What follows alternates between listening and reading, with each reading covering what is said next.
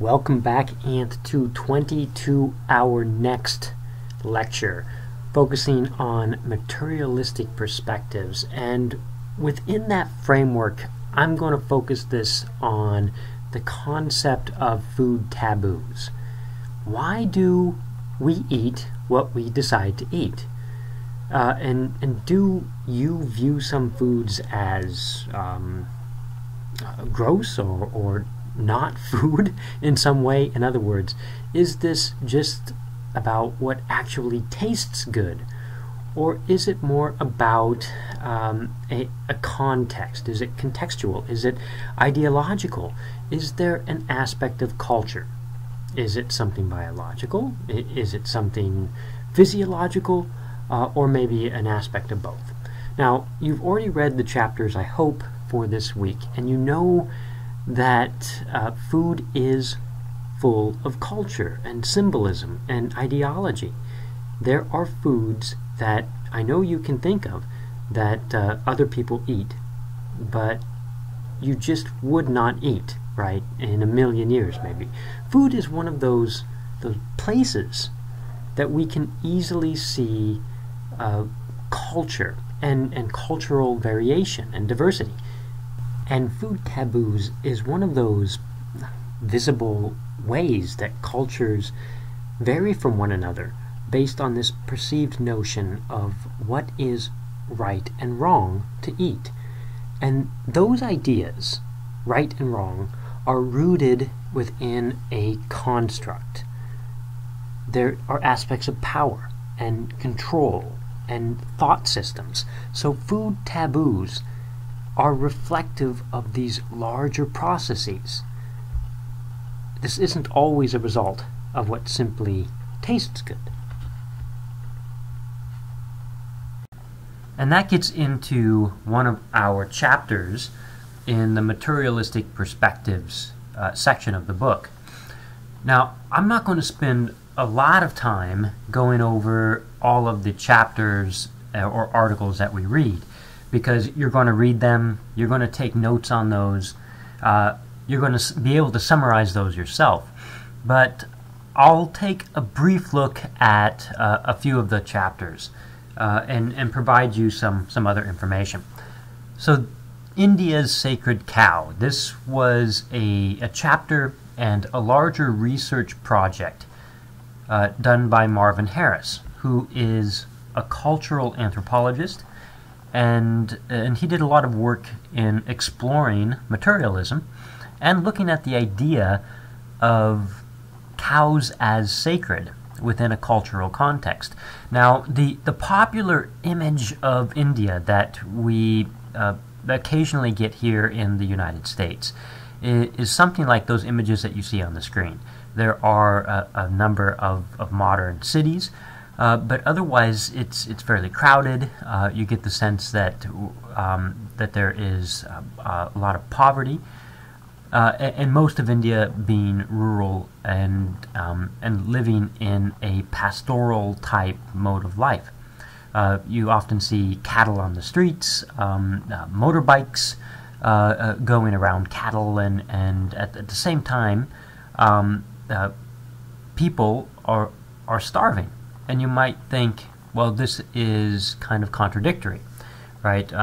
There's cattle there, there are people there, and the people are starving. And for some reason, there is this religion that would prevent people from eating cows. So this might seem contradictory. Now, that's certainly not the case.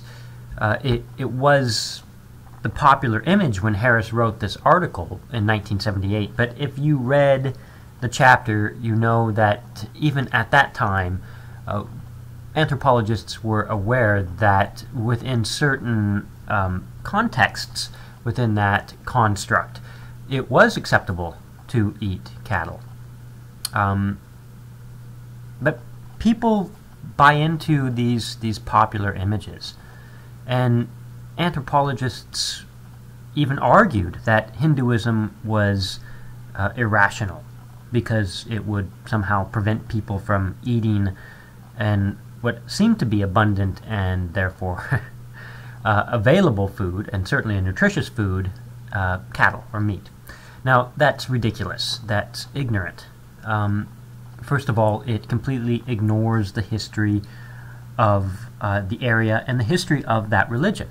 And some of the texts that are 5,000 years old don't even forbid eating cattle, but cows were already at that time part of the sacred ceremonies, and they were eaten as part of a sacred ceremony. The view of cows as being sacred and worshipped and therefore somehow untouchable is more of a recent religious development, and there's a lot of context and history in that. If you're interested in that, feel free to stop by the office and we can chat about it. As a result of the history in India and the history of the Hindu religion, all of these transformations have moved the cow not just into a sacred realm, but into the very fabric of culture itself. The cow becomes life. It is money, it is sacred, it is an aspect of the religious, it is food, it's milk, right? It is the way that you can access your crops, right? Plowing your fields. It is transportation. It is symbolic. It is everywhere in society, literally and ideologically. I mean, you see cows in movies, and cattle figurines, and on posters, and on calendars. And it's not just because cows are sacred. I mean, they are sacred, but they also provide more to life, right? They provide a large amount, nearly half, of the milk and butter that people drink and eat in India. And cows and bulls mate, right? They produce offspring. And those male offspring can be raised to work in the fields, to plow the fields, to help process the harvest by moving bushels around and grinding the grain. The feces of cattle can be used for fuel. And you find this in many cultures around the world. You can burn those cow patties. And dried cow patties burn slowly, but they do burn well because they eat a lot of grass and straw, right? So you have that in there, and it burns slowly, and it's not very hot, so it's burning but at a very low heat. And that means that you can cook with it. And if you replace the dung with coal for cooking, you'll spend billions of dollars every year to do that. So you have a natural resource out there. Now, if you happen to go camping or traveling around some of the states that have cattle or bison, like Yellowstone National Park, for example, with your friends, you can get a cow patty, bring it back to your campsite, and cook with that, and see how that cooks. It's not going to burn very hot, but you can cook things slowly over a long period of time, like soup, for example. And of course, feces is not just good for burning. It's great to use as a fertilizer. If you garden, you may know how important fertilizer is. I mean, we buy this stuff. If you were to take away the 350 million tons of natural cattle feces out of the fields of rural India and replace that with some commercial fertilizer, that would cost billions every year that farmers would have to pay, right? So you have a natural resource out there again. And moving those people and those products around the countryside and into the cities, right? Prior to the motorbike, the oxen were the family vehicles, right? In addition to all the other functions that they were used for by a family. For a farming family, you also have to plant crops at a certain time of the year. And you have to turn the soil. If you don't turn the soil, then your production will be low or none at all. And that means disaster, right? That means starvation.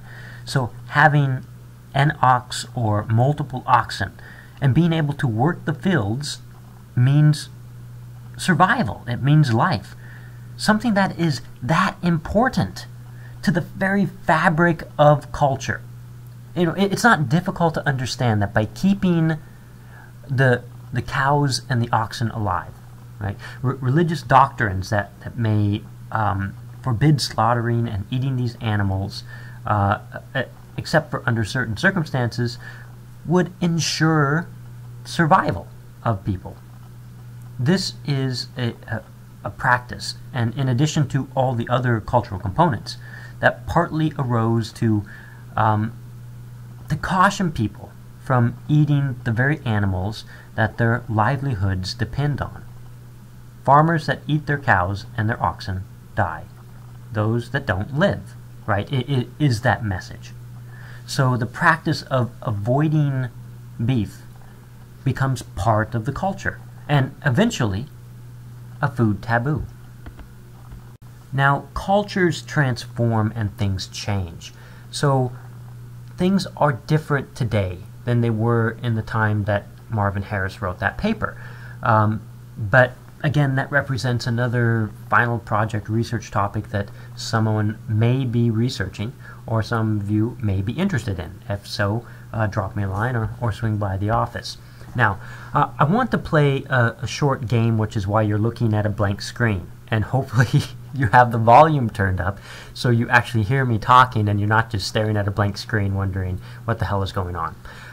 In this game, I want you to hold out your thumb towards the screen. And you don't actually have to do this, but if you're alone or you feel comfortable doing this, put your thumb up or down at the screen. And up is going to mean, yes, I like what I see. What I see on the screen is something that I would eat, right? And then you can put your thumb down if what you see on the screen is an image of a food that you would not eat, or whatever it is, that you would not consider that as food, right? So thumbs up for yes, thumbs down for no. Now, cultures transform and things change. So things are different today than they were in the time that Marvin Harris wrote that paper. But again, that represents another final project research topic that someone may be researching or some of you may be interested in. If so, drop me a line or swing by the office. Now, I want to play a short game, which is why you're looking at a blank screen. And hopefully you have the volume turned up so you actually hear me talking and you're not just staring at a blank screen wondering what the hell is going on. In this game, I want you to hold out your thumb towards the screen. And you don't actually have to do this, but if you're alone or you feel comfortable doing this, put your thumb up or down at the screen. And up is going to mean, yes, I like what I see. What I see on the screen is something that I would eat, right? And then you can put your thumb down if what you see on the screen is an image of a food that you would not eat, or whatever it is, that you would not consider that as food, right? So thumbs up for yes, thumbs down for no. How about this one? It is a vegetable from New Zealand. It looks a little bit like a potato. It is okra. Many of you probably look at this and think, inedible. Well, it is used in a lot of soups and stews and salads, and it is also just eaten raw. It is nopal, a cactus. And these, which I saw in a supermarket here in Eugene recently, these are commonly eaten in parts of the United States, mostly eastern parts of the United States where they are also grown. You find them in soups and salads, including here in Eugene. Some varieties of this vegetable are toxic. This is the fiddlehead. And last one of the most visually stunning vegetables. This is a wild broccoli. It is somewhat similar to cauliflower, and it's been used in traditional Italian dishes for many centuries. The Romanesco. Of course, this is contextual. In other words, you might look at a glass of milk or a glass of water or juice or whatever on a table, and you might start to feel thirsty, or you might be enticed to drink it. But if you looked at a glass of milk and it was out in the middle of the street, right, you wouldn't necessarily be enticed to drink that or feel thirsty. With that in mind, let's continue with the game. Again, you're just identifying what you would eat in an ideal context.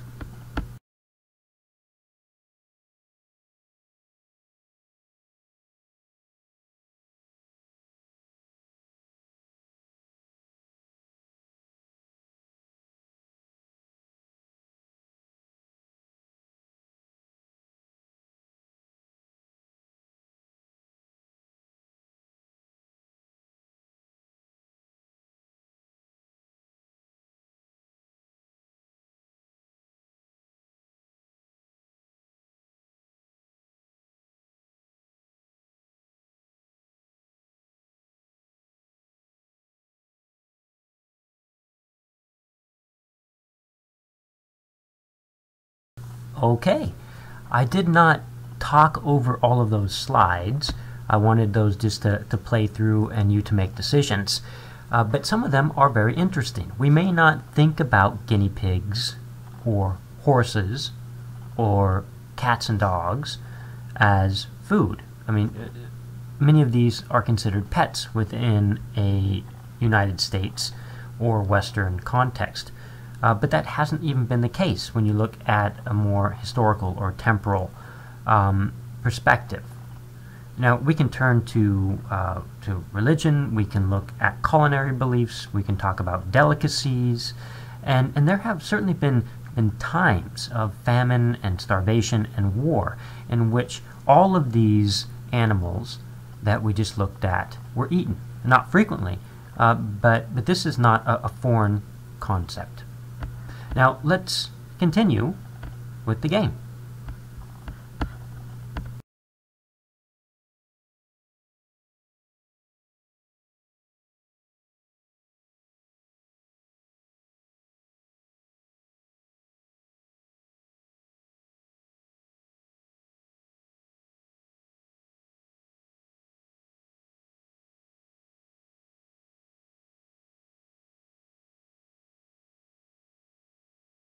Okay, some of you may be feeling a bit like these GIFs on the screen and a bit grossed out by the insects, which were just images of insects as food, right? And others may have eaten insects as food before. If you go back a few slides, you'll see the palm grubs, which I have eaten before, and are actually kind of sweet, I guess. They sort of taste like palm, which isn't surprising because they live in palm. Anyway, insects as food. And that gets into another chapter in our book this week, and another food taboo that many people in the U.S. have. Insects, right? Why don't we find them on our menus that much? Actually, think about that. And if you think about hunter-gatherer diets, or the pastoral diet, or agricultural diets, and in all of these food subsistence systems, the prejudice is never insects, right? We never think about insects as part of those food pathways. We always think about these large, charismatic megafauna.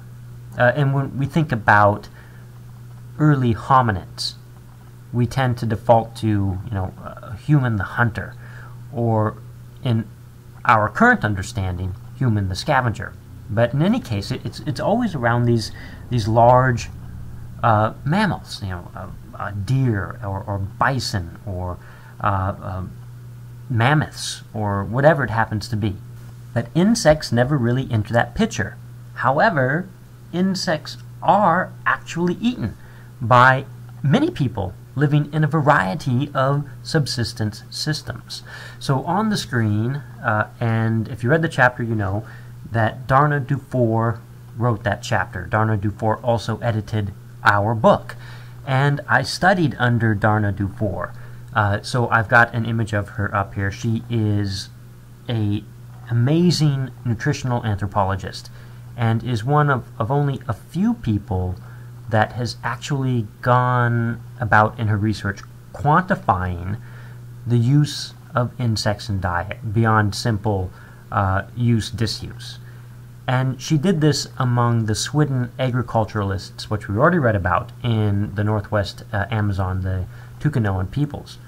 Now, I'm not going to get in great detail with this chapter. I'm going to just highlight aspects within the chapter. But for those of you who are writing the energy balance paper or doing the energy balance project, and for some of you who are writing a research paper, I want you to think about how Darna presented her research in this chapter. You've got everything that you need, right? You've got an introduction that's very clear. You've got methods. You've got the results with tables and figures. There's a brief discussion and a conclusion. That's exactly what I want you to do in those energy balance papers. Anyway, on to the good stuff.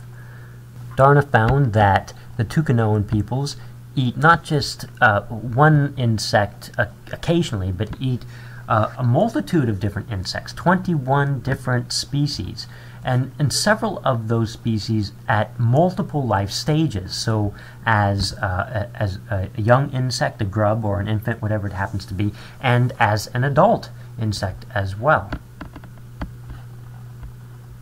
Now, I want to just give you a bit of information about a few of those insects. There's no way we're going to go over all 21, but just some of the more important ones. And one of the most important ones are the palm grubs, which are a larva of a weevil species. And these grow in the pith, or like the trunk of a growing palm.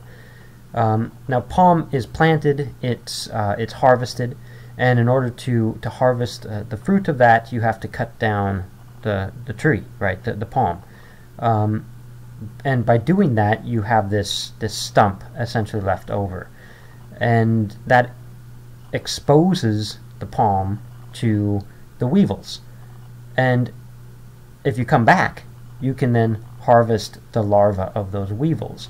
But people quickly caught on to this pattern, right, and therefore started cutting notches in the growing palm, which also exposes the pith, right? It invites the weevils, so the weevils can access that growing tree, and then people can harvest the larva as the tree is still growing, right? They don't have to cut the tree down in order to harvest the palm grubs, and that means that palm grubs are both a byproduct of the palm harvest, and in a way they're also cultivated. I mean, it's not like we have domesticated palm grubs, but we certainly encouraged their growth in palm for consumption. So during times of peak collection, upwards of 1 kilogram of grubs can be collected, and that's an important part of diet. That's a huge amount of insects by weight, and these are consumed by all people in a society. They're eaten by people when they're out hunting or fishing or collecting or doing field work or whatever it happens to be.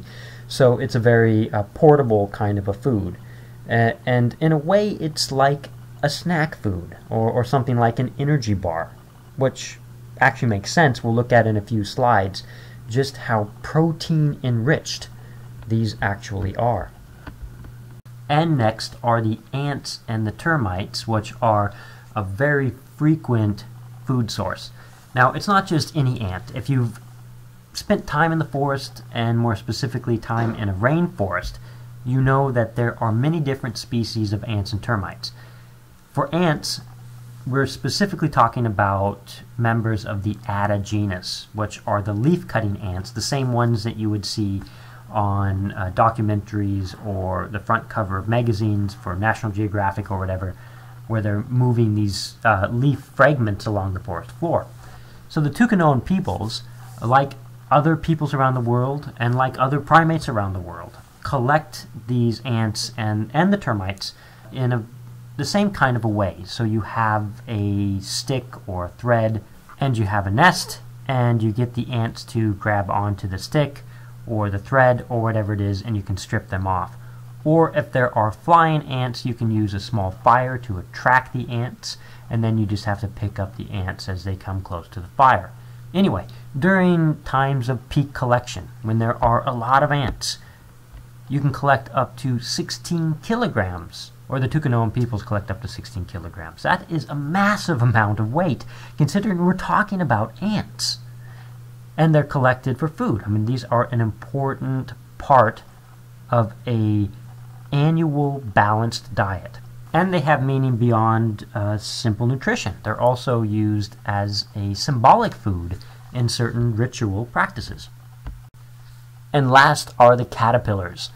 And look at how significant this is to the overall diet. Up to 39 kilograms collected during 1 month. So one time during the year. Now, that's partly related to local extirpation due to collection, but also just due to the life cycle of a butterfly and the breeding cycle of the butterfly. So these are more rare. You can only collect them during one time of the year. So something more like a specialty food. Okay, so what does all of this mean relating it back to nutrition? Well, remember what we looked at last week. We talked about millet and barley and potatoes and wheat and rice and maize. We looked at how many kilocalories are in 100 grams and what percentage of that is protein. Well, let's relate this back to those insects, right? Up to 661 kilocalories per 100 grams of insect matter. That's nearly twice as much as anything else up there. And look at the protein. Up to 59% protein. That's nearly 5 times more protein than anything else up there. We're talking about an excellent food in terms of nutritional quality, right? Energy and nutrient-dense foods. Now, I haven't been talking about fat, but all of those grains and the cash crop staples up on the screen, on the top of the screen, as you recall, hopefully have very little fat. So if you're living on an agricultural-based diet, like the Tucanoans, then that means that your diet tends to be fairly low in protein and fat, right? And fat is, as you remember hopefully, important to your diet. Aside from all of those other functions, it also gives you energy. And some of those insects are 45, 50, up to 55% fat in proportion, right? And that means they represent an extremely important resource. Now, remember, we also talked about protein quality briefly. And insects have a very high protein quality. And if you combine that with the agricultural aspect of their diet, with plants like cassava, then you get all of the amino acids that you need, right? So in many cases, this is not only comparable to, but even more nutritious than beef or pork or chicken or fish or whatever. Now, maybe you're wondering, okay, great. If this is so nutritious, then why don't we have insects in our diet or insect farms in our society? Well, you know, that's a good question, and part of that relates to food taboo. But we do have insect farms in parts of Western society. And by 2050, predictions are that the global population will be over 9 billion people. That creates a lot of stress. where is the food going to come from to feed all of these people? Right? We already have a scarcity of agricultural land, of water, of forests, of fisheries, and biodiversity resources. Many parts of the world, including right here in the U.S., we have a scarcity of nutrients as well.